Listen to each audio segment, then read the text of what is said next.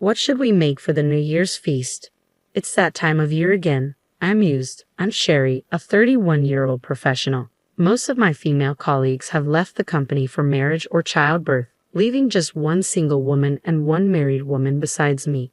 With new young employees constantly joining, the three of us joke about already being the senior ladies here. I've reached a supervisory role, but advancing further seems tough. Still, I'm content, working for a stable company, earning a decent salary, and enjoying time with my colleagues. My husband, Kevin, is 2 years younger than me and is climbing the corporate ladder smoothly, well regarded by his bosses.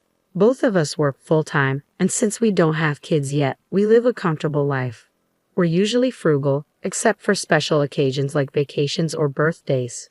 Neither of us is into brand name stuff, and we don't have many material desires, preparing for the possibility of having a child and enjoying life together. If we don't have children, we'll save money and live happily regardless. As soon as Halloween ended and the city transitioned to Christmas decorations, I started thinking about the new year. Every year, Kevin and I prepare a New Year's feast and drinks to bring to my in-laws. Somehow, this has become the norm. The first New Year's after we got married, my mother-in-law asked me to pick up a ham she had ordered. It turned out she hadn't paid for it yet. I brought her the ham, but she didn't mention the money. I assumed she would settle up later, but that never happened. When my husband casually asked her about it, she said she was busy and would handle it later. Then, when my husband wasn't around, she remarked, "You can at least pay for the ham, right? After all, we are the ones preparing for New Year's here." I wouldn't have minded paying, but the way she said it without even a thank you was irritating.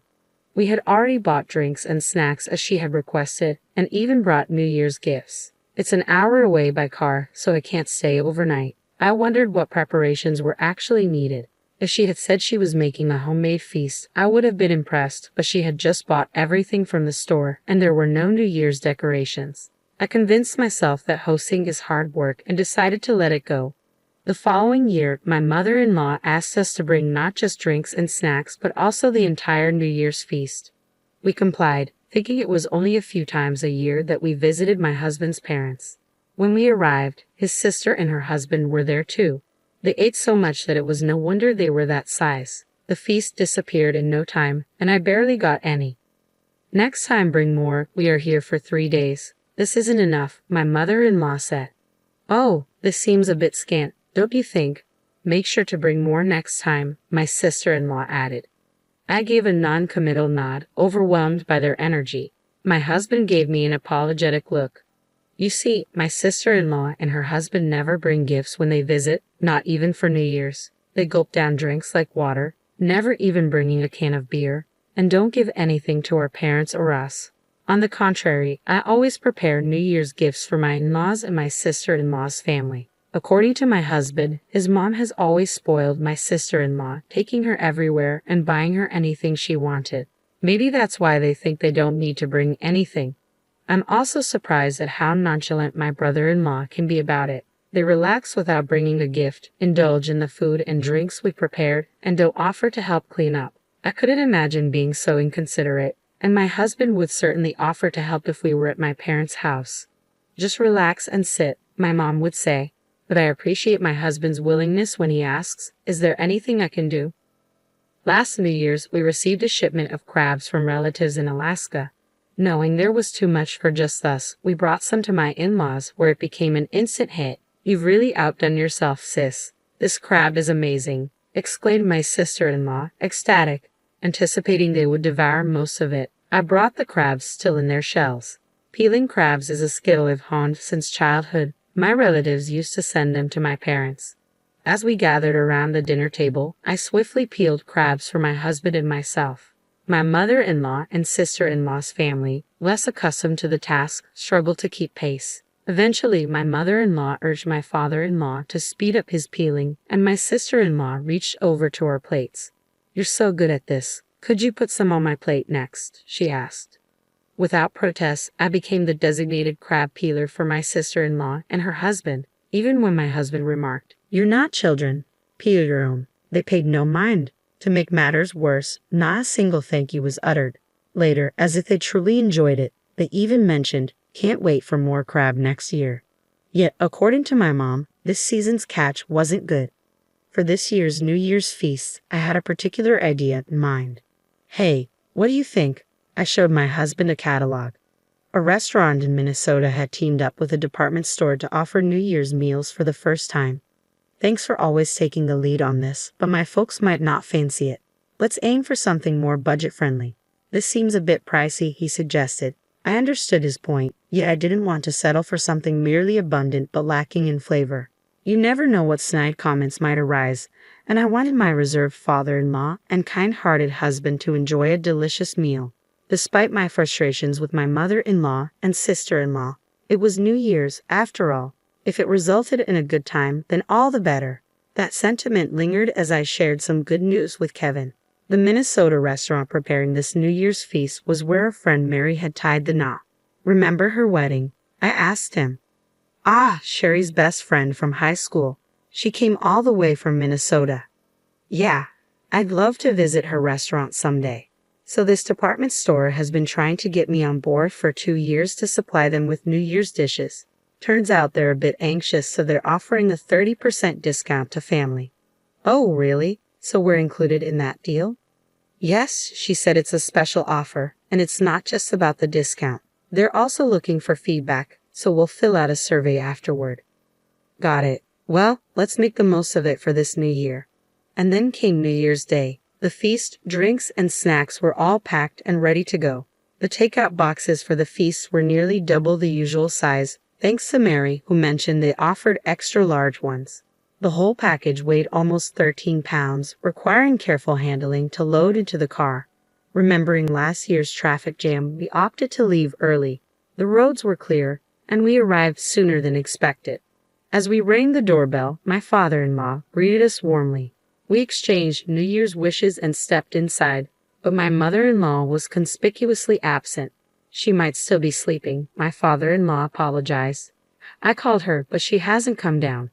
Is she not feeling well? I inquired. No, it's not that.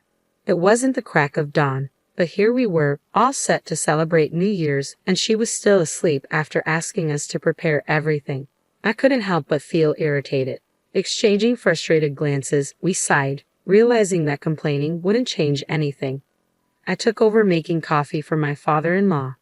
I knelt in the spot where everything had been, a routine my mother-in-law always requested of me. My sister-in-law likely had no clue about this tradition. Unlike my mother-in-law and sister-in-law, my father-in-law exuded calmness. Conversations with him were always reassuring. My husband, gentle and comforting like his father, seemed to take after him. They even shared a striking resemblance in their smiles. As we sipped tea with my husband and father-in-law, a rare sense of ease settled over me at my in-laws' home. That moment, I decided to let my father-in-law, who seldom received proper appreciation, enjoy the New Year's feast. I began unpacking the oversized take-up boxes, and my husband quickly fetched plates. This spread looks extravagant this year, Sherry. I'm sorry you're always the one doing all the work, my father-in-law remarked. Don't worry about it, father-in-law. This is a special New Year's feast from a restaurant in Minnesota, I replied. Wow, that sounds wonderful. With all this food, I'll have to give you a proper thank you this year, he said appreciatively. Both my husband and I exchanged bewildered glances. My father-in-law mirrored our confusion with a puzzled expression. About 10 minutes later, "Oh, Kevin, you're already here." Heavy footsteps echoed on the stairs as my mother-in-law emerged, appearing larger than when we last saw her during the summer. We were in the midst of exchanging New Year's greetings when we heard a car pull up outside. It seemed my sister-in-law and her family had arrived. "Mom, we're here." My stepsister burst through the front door with excitement. "Happy New Year." I greeted her warmly, but she skipped the pleasantries and eagerly asked, "Hey, did you bring it this year too?" Her eyes sparkled with anticipation. I bit my tongue, holding back my thoughts, and redirected my focus to the New Year's feast. This year I ordered some special New Year's dishes like Willy Bird turkey from Minnesota, I announced. Immediately, both my mother-in-law and stepsister expressed disappointment, chiming in with a disapproving, "What? No crab? It's New Year's. There should be traditional dishes like crab or oysters." I was taken aback by their reaction. I had gone to great lengths to prepare this feast, and not a single word of thanks was uttered. I had carefully selected quality dishes, even opting for larger portions knowing how much they eat. My patience was wearing thin. Remembering my earlier conversation with my father-in-law, I was about to respond when my sister-in-law casually sat down and started eating from the plate I had set aside for him. "Well, I'll taste test it for now," she remarked. Her husband joining her. Was basic etiquette a foreign concept to these people? "Let's dig in. It looks delicious." My mother-in-law joined in eagerly. "This roast turkey is amazing. And look at the size of that lobster. Not bad at all," she added as they quickly devoured the food. "Dad, Sherry, let's eat too," my husband suggested, sensing my attention. I took a deep breath and decided to stay calm. My father-in-law hadn't started eating yet, and I wanted him to enjoy the meal before it disappeared. I also looked forward to sharing our impressions with our close friend Mary. Just as I reached for the roast turkey, my stepsister swooped in and snatched it away. "Hey!" I exclaimed, frustrated. I had reminded her countless times not to take other people's food, but it seemed she never learned. "Well, I don't think so." "Are you hungry too, sister-in-law?" "But I'm definitely not sharing this turkey. You broke your promise to bring crab, so it's only fair," I remarked firmly, feeling a sudden resolve. My mother-in-law chuckled along, oblivious to the tension building. Snap! Something inside me shattered. Really? Is that how it is? Enough. I decided then and there that I wouldn't cater to these people anymore. Just as I was about to act, my husband's voice cut through the air, rare in its intensity. "Enough is enough." Startled by his firm tone, my sister-in-law hesitated momentarily. "Let's go, Sherry," he continued, beginning to pack up the oversized take-out boxes. He methodically transferred the food from the large serving plates back into their original containers, and I quietly followed suit. "Well, what's going on? What are you two doing?" My sister-in-law and mother-in-law began to panic, but it was too late. As I closed the lids of the take-out boxes and placed them in a bag, my husband started gathering the drinks and snacks he had brought. We hadn't planned this, but our teamwork was seamless. All that remained was to load everything into the car. Turning around with a smile, I calmly stated, "Well, we're heading back to our parents' house. We won't be spending holidays or New Year here anymore." "What?" My mother-in-law and sister-in-law were taken aback. "That's how it is, Dad. I'll keep in touch." My father-in-law nodded silently. As we prepared to leave with our belongings, my mother-in-law and sister-in-law protested. "Oh, wait, why are you taking everything? You can leave if you want, but leave the food." "Sherry, is this how you treat your husband's family? Kevin is so kind-hearted. He would never do something like this." "What have you been telling him?" They were being hypocritical, and I couldn't let it go unaddressed. I looked directly at my mother-in-law. "Mother-in-law, as I mentioned earlier, this year's New Year's feast was ordered from a restaurant in Minnesota." "So what? Don't you care about the cost?" "Why should I? You guys bought it, so it's none of my business," I retorted firmly. "Then where did the money that my father-in-law provided go?" I pressed, sensing a shift in the atmosphere. "What?" my mother-in-law gasped, her hand instinctively covering her mouth. It dawned on me that every year my father-in-law had been offering money for the meals we brought, yet we never accepted it. Where had that money gone? My mother-in-law's expression paled, realizing she had been caught in her deceitful act. "What are you talking about?" she stammered, attempting to deflect. "Are you still going to pretend you don't know?" "We were utterly shocked when my father-in-law told us," I exclaimed, frustration clear in my voice. My father-in-law looked equally stunned. It was only when he noticed our confusion that he realized we had never received any money from him. He had allowed his wife and daughter to mistreat us, thinking he was covering the expenses.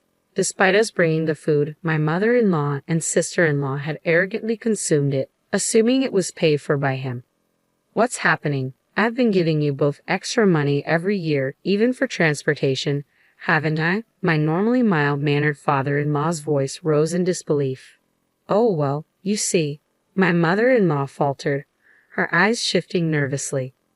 "Do you understand how much effort it takes to select and bring the food every time?" "Just moments ago, you were still asleep," I pointed out sharply. "Well, she stammered, clearly caught off guard. "Every New Year's, we strive to please everyone. It's not merely about the money. What truly stings is the absence of gratitude," I continued, my frustration mounting. "Oh, my mother-in-law muttered, and my sister-in-law looked visibly uneasy beside her. My suspicions grew stronger. You were aware of the money Dad set aside, weren't you? In fact, you've been using it for your own purposes. Ah, I had struck a nerve. Considering how much my mother-in-law favored her, it seemed entirely plausible. What are you talking about? No, it's Mom, my sister-in-law protested, clearly flustered under my father-in-law's stern gaze. It was clear there was nothing more to discuss here. Let's go, Sherry, my husband urged. Okay, goodbye, I replied tersely. We packed our belongings into the car and drove away without a second glance back. Wait, what about New Year's? We could bring over some roast turkey for you. I thought I heard the voice call out from behind, but I didn't turn back. At this point, suggesting sharing was utterly clueless. My husband's timing was impeccable, and I burst out laughing. From then on, we had a fantastic New Year's celebration at my parents' house. We savored a feast from the restaurant where my best friend Mary works. My mom even offered her critiques of each dish, prompting me to take detailed notes. As I compiled them, it almost felt like creating a formal review. We included these notes with the survey we received and were pleasantly surprised by an unexpected gift. Mary's family appreciated our thorough feedback and found our diverse tastes intriguing. They even extended an invitation to their renowned restaurant in Minnesota. While the invitation was lovely, what touched me most was seeing how cherished Mary is in her new home. It warmed my heart to know my best friend is thriving and happy. Regarding Kevin's family, it turned out my mother-in-law had been pocketing the money my father-in-law intended for us. She falsely claimed she had given it to us while she and my sister-in-law indulged in extravagant lunches at upscale hotels. Most of the funds were squandered on lavish meals. To make matters worse, more of my mother-in-law's financial dishonesty came to light, enraging my usually gentle father-in-law. She had underestimated him, assuming he wouldn't take issue with it. Now, she is facing the prospect of divorce. I was taken aback by this revelation about my typically calm and kind father-in-law. Perhaps it was his very nature that led him to be unforgiving about withholding money from his son and daughter-in-law. Basic courtesies like expressing gratitude and offering apologies were absent in my mother-in-law and sister-in-law's behavior. If only they had greeted us with a smile and a simple thank you. In hindsight, if we could have all enjoyed the meal together, the money wouldn't have been an issue. Despite their modest income, my sister-in-law and her husband had been living beyond their means, relying on my father-in-law's financial support. Now, he's made it clear he won't give them another cent. As my husband recounted all this, he asked me, "Hey, I still want to maintain a good relationship with Dad. Is that okay with you, Sherry?" "Absolutely," I replied without hesitation. It's a shame we couldn't share our New Year's feast with him. Oh, since we received that invitation, how about we bring him along when we visit the restaurant? Great idea. He'd enjoy that. He's a big ice hockey fan, so Minnesota would be perfect for him. It's hard to believe, but watching sports is one of his hobbies. Really? My dad loves ice hockey too. Our conversation continued effortlessly. I started thinking about how our fathers might get along just as well. Why not invite my parents along and plan a trip to Minnesota with everyone? The idea filled me with joy.